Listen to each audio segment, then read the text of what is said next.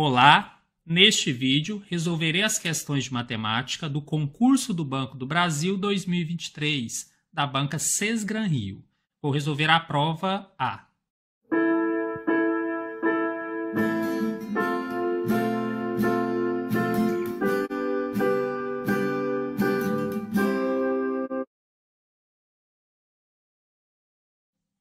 Utilizei aqui o gabarito 1, mas os demais gabaritos apenas mudarem a ordem das questões. As 2023 assertivas a seguir estão escritas em um caderno. Primeira, só uma assertiva é falsa neste caderno. Segunda, só duas assertivas são falsas neste caderno.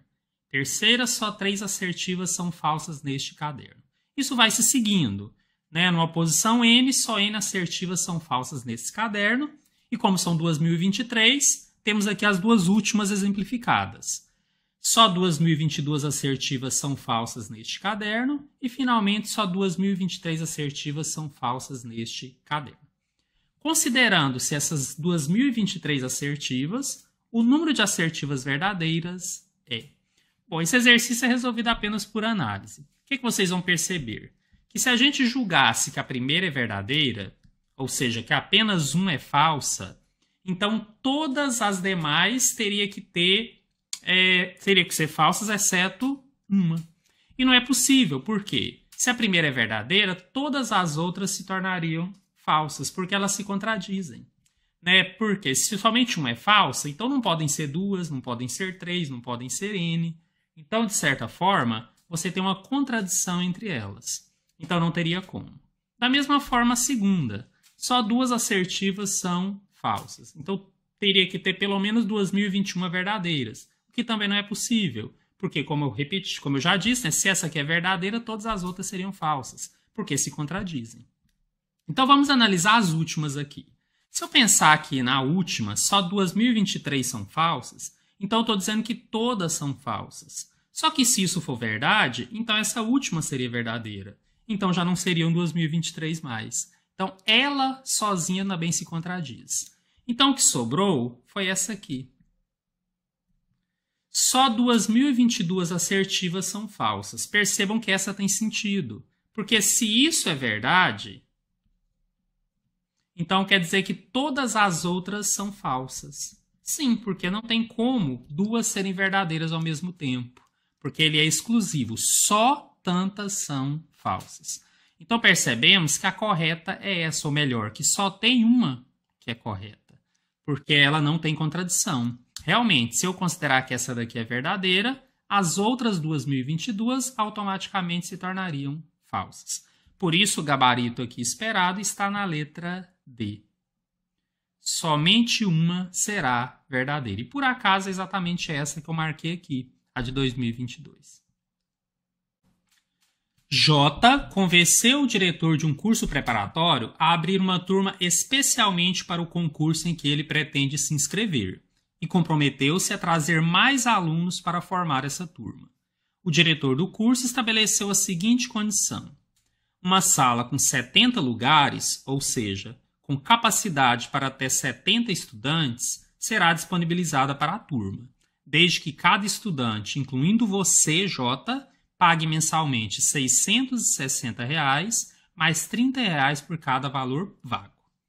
Considerando-se a condição estabelecida pelo diretor para que o curso tenha arrecadação mensal máxima com essa turma, ela deverá ter exatamente X estudantes. Dividindo-se X por 5, obtém-se o resto igual a. Bom, nossa primeira preocupação é descobrir o valor do X. Para isso, nós vamos criar uma equação aqui, né? Nós vamos modelar isso daqui de acordo com as condições. Normalmente, eu vou colocando variáveis para facilitar. Então, eu vou chamar aqui de lugares ocupados de X. É exatamente o que ele está dizendo, né? Lugares ocupados, exatamente o número de estudantes que optarem por fazer este curso. E aí, quais seriam, então, os lugares vagos? Eu até poderia chamar de Y, mas tem uma coisa mais prática aqui. Se ao todo são 70 lugares e eu sei que X estarão ocupados, vagos, então, será o total 70 menos X. Já facilita porque eu passo a trabalhar apenas com uma variável. Bom, por outro lado, nós temos também a condição que ele colocou. Quanto que ele vai arrecadar em termos de equação, né? Independente de quantos alunos apareçam? Ele vai arrecadar o que ele está cobrando. O que ele cobra? Bom, cada pessoa desses que vão comparecer, que é X, pagará 660 mais 30 para cada lugar vago. E a equação, ou a fórmula para os lugares vagos, nós já determinamos, que é o 70 menos x. Então, olha só o que eu acabei de fazer. O valor que ele vai ganhar, que eu chamei de y, é a multiplicação do número de alunos pelo valor que cada um vai pagar, somado com o que ele paga por cada lugar vago. R$30 vezes 70 menos x. Bom, daqui eu consigo fazer algumas distributivas, né? Eu vou por partes. Primeiro, eu vou fazer a distributiva aqui do 30. 30 vezes 70 vai dar 2.100. E mais 30 vezes menos x dá menos 30x. Já posso aproveitar e somar os 660 com 2.100 para ficar uma equação menor. Então, esse 660 mais 2.100 deu 2.760. Mantenho 30x. Agora eu faço a outra distributiva, né? Eu vou pegar esse x e vou multiplicar aqui dentro. Eu vou ter x vezes 2.760, que é o mesmo que 2.760 vezes x, e x vezes menos 30x, que dá menos 30, x ao quadrado. Isso aqui deu uma função do segundo grau. Bom, quando ele fala que vai ter um valor máximo, como é que a gente imagina? Gente, função de segundo grau é uma parábola. Quando esse termo que acompanha x quadrado, que em geral chamamos de a, é negativo, ela tem a concavidade para baixo. Não vamos desenhar o gráfico, não se preocupem, não precisa, e não perderíamos muito tempo. O fato é, o ponto máximo tem um nome aqui que a gente estuda. É o chamado vértice. E para ser mais exato, eu estou interessado no valor x desse vértice. Maneira prática, uma formulazinha, que eu sempre indico meus alunos a decorar. O x do vértice é menos b sobre 2a. E onde é que eu localizo isso? O b sempre é o termo que acompanha o x elevado a 1. No caso, é o 2.760. Tinha um menos da fórmula. Sobre 2 vezes o a. O a sempre é o termo que acompanha x quadrado, inclusive com sinal. No caso, é menos 30. Bom, então eu vou ter que é menos 2.760 dividido por 2 vezes menos 30, que dá menos 60. Já posso cortar o zero com o zero. O menos dividido por menos dá mais. E aí eu posso simplificar ou simplesmente dividir. O fato é que 276 dividido por 6 dá 46. O que nós encontramos aqui é que o máximo de lucro que o diretor desse curso vai conseguir é se forem 46 estudantes, exatamente.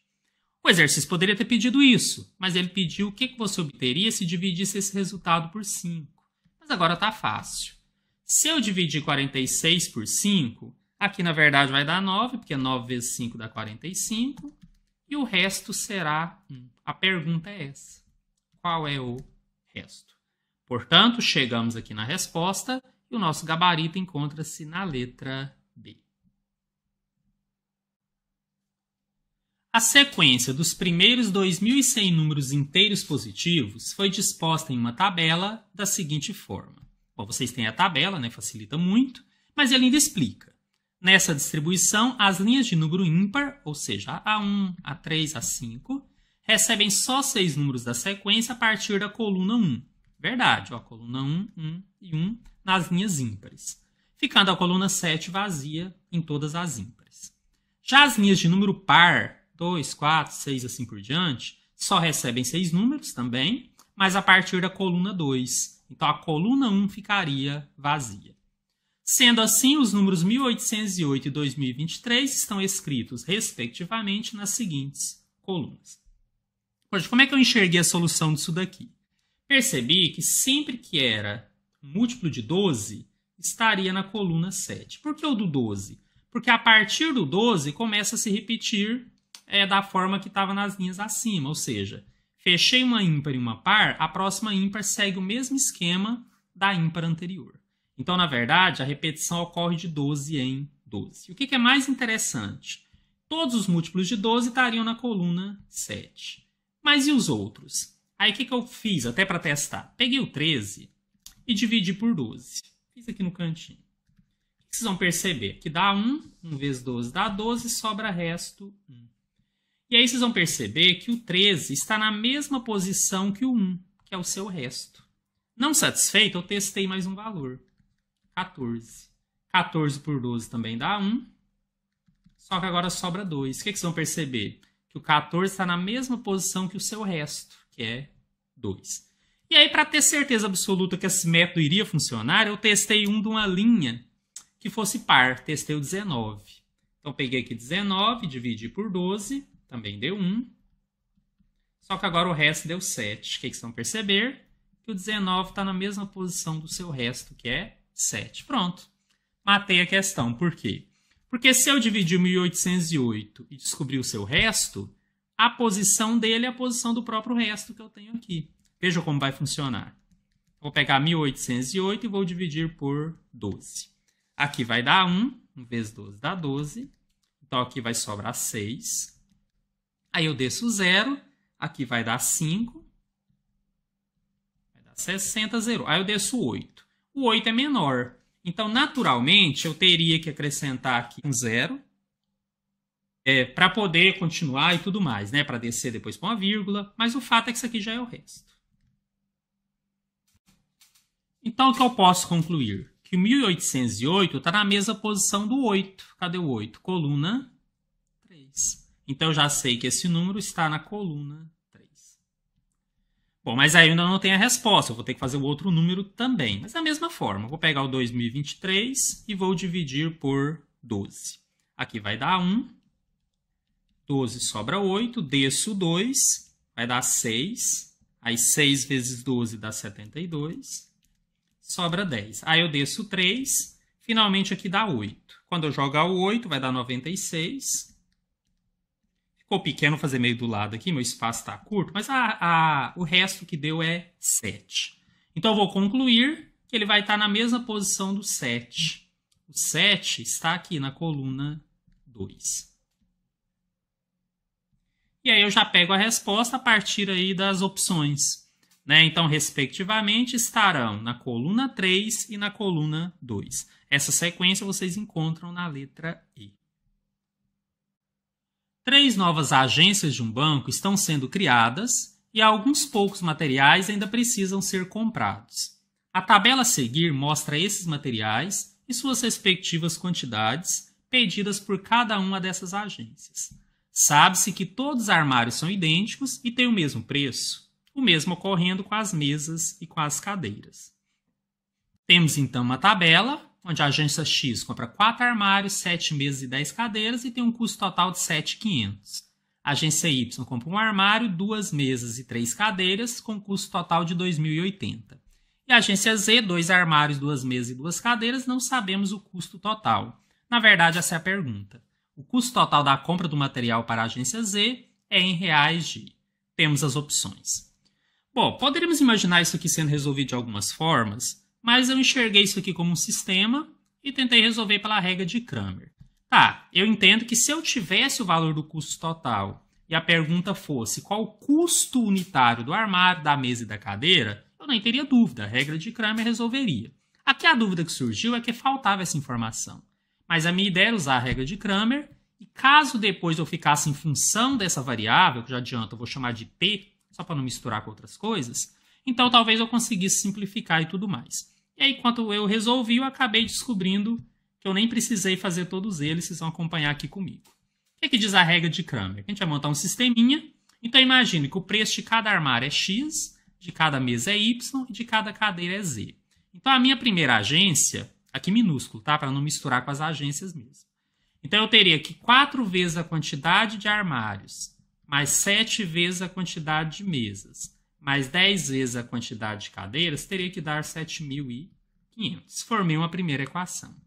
Pela agência Y maiúscula, eu descobri que 1 vez a quantidade de armários, que é X, ou seja, só X, mais 2 vezes a quantidade de mesas, que é Y, ou seja, 2Y, mais 3 vezes a cadeira, que é Z, daria 2.080. E, finalmente, que na terceira agência, Z maiúsculo, 2 vezes a quantidade de armários, mais 2 vezes a quantidade de mesas, mais 2 vezes a quantidade de cadeiras, teria que dar esse valor t que eu desconheço. E aí, o que diz a regra de Cramer? Que se eu pegar a matriz dos coeficientes, eu vou ter um delta.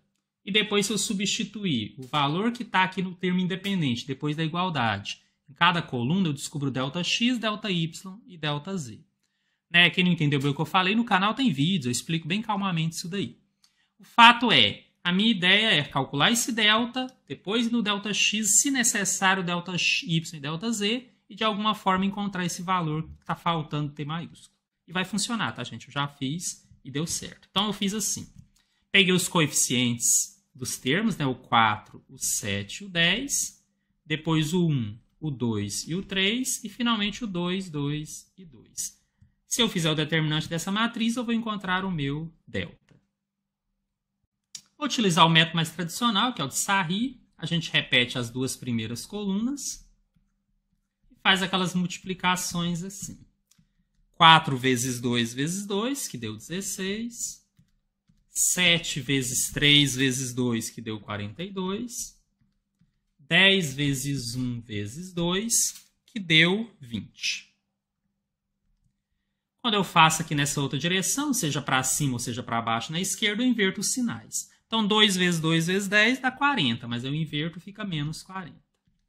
2 vezes 3 vezes 4 vai dar 24, invertendo o sinal, menos 24. 2 vezes 1 vezes 7 vai dar 14, invertendo o sinal, menos 14. E olha só, gente, o que eu descobri aqui? Que quando eu somei os valores positivos com os negativos, zerou. Né? Na verdade, deu 78 menos 78, que é igual a 0. Então, a partir daí, eu já fui para um outro lado. Né? Nós já estudamos e sabemos que quando o delta é 0, caso algum outro, delta x, delta y ou delta z, não seja 0, o sistema é impossível. E se o sistema fosse impossível, eu diria que essa questão não teria resposta. A banca não iria fazer isso. Então, eu deduzi daqui que, necessariamente, todos os demais deveriam ser 0, porque isso garantiria apenas que ela é indeterminada, ou seja, tem várias respostas possíveis. Ah, mas aí estaria furada. Não, porque dessas várias, uma delas estaria aqui. Até porque quando a gente pensa em várias respostas possíveis, é para o x, y e z. E, na verdade, poderia ter valor negativo. Matematicamente poderia. Mas aí, na prática, eu só eliminaria aquelas que não eram coerentes. Enfim, o mais importante é, daqui eu deduzi que tanto o delta-x, quanto o delta-y, quanto o delta-z, necessariamente teriam de ser 0. E obrigar isso a ser 0 vai me permitir encontrar o valor de t. Então, agora eu posso escolher qual eu quero utilizar. Lembrando que aquele que eu escolher é o que eu vou substituir por esses termos independentes. 7.500, 2.080 e t. Como não faria diferença, eu optei por fazer aqui na primeira coluna mesmo. Então, eu troquei a primeira coluna pelo 7.500, 2.080 e t. Repeti as demais. O 7, 2 e 2. O 10, 3 e 2. Repita as 2 primeiras. E faço de novo aquele esquema de Sarri. Então, multiplicando aqui, 7.500 vezes 2 vezes 2, cheguei ao valor de 30.000. Multiplicando 7 vezes 3 vezes t, cheguei ao valor de 21t. E 10 vezes 2.080 vezes 2, 41.600. Como o espaço aqui para cima está difícil, eu vou fazer para a esquerda, tá? Tem o mesmo significado. 10 vezes 2 vezes t deu 20t, mas aqui eu inverto o sinal, então menos 20t. 7.500 vezes 3 vezes 2, 45.000, então vira menos 45.000. E, finalmente, 7 vezes 2.080 vezes 2 deu 29.120. Só que eu inverto. Agora eu vou juntar tudo isso. Vou juntar aqui do lado. Para começar, eu tenho mais 21t com menos 20t. 21 menos 20 dá 1t. E aí eu peguei a parte positiva, 41.600 mais 30.000, que deu 71.600. E a parte negativa, 45.000 com 29.120. Deu menos 74.120. E aquela dedução que eu já tinha feito com vocês. Meu ΔX é isso, mas ele tem que ser necessariamente zero, senão esse sistema se tornaria impossível. Então, isso daqui passou a ser uma equação do primeiro grau. 71.600 menos 74.120 deu menos 2.520, que é igual a zero. E esse 2.520 eu passo somando para o outro lado. Então, ficou assim.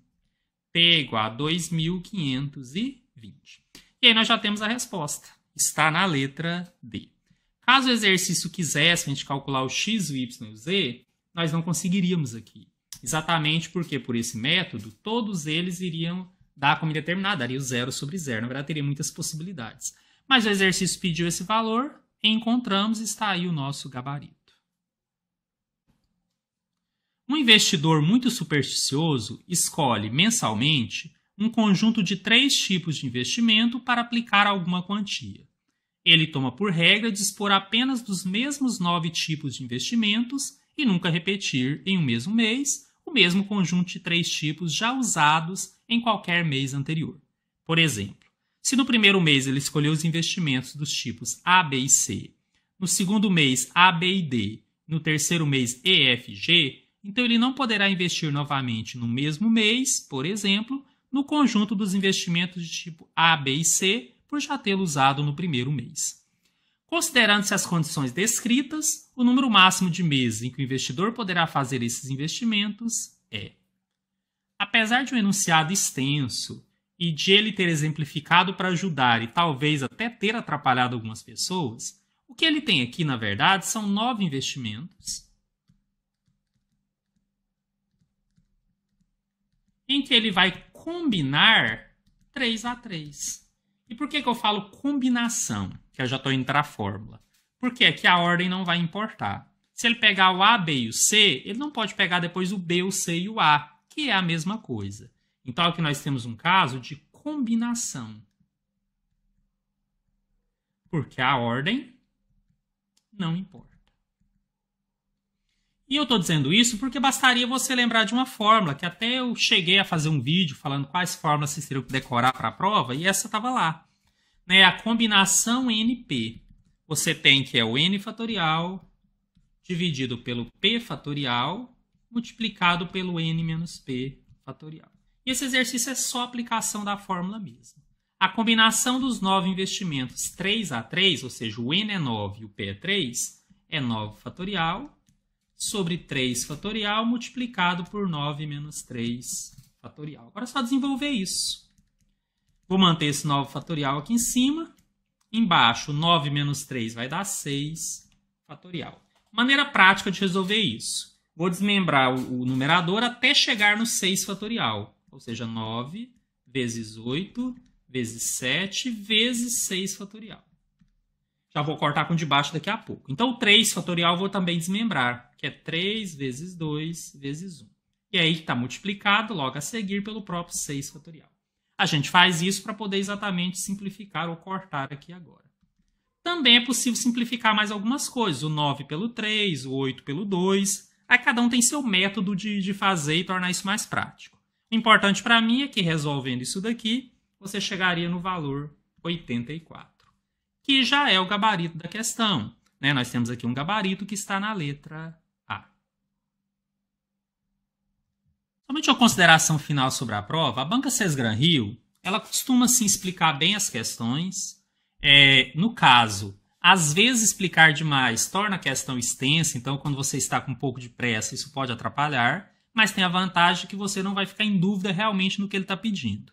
Tem questões um pouco mais complexas, como teve nessa prova, mas também tinha questões que, se você conhecesse uma fórmula, como essa aqui, por exemplo, você já resolveria mais facilmente. Realmente espero ter ajudado. Teremos outros vídeos com os outros tipos de prova. Um grande abraço.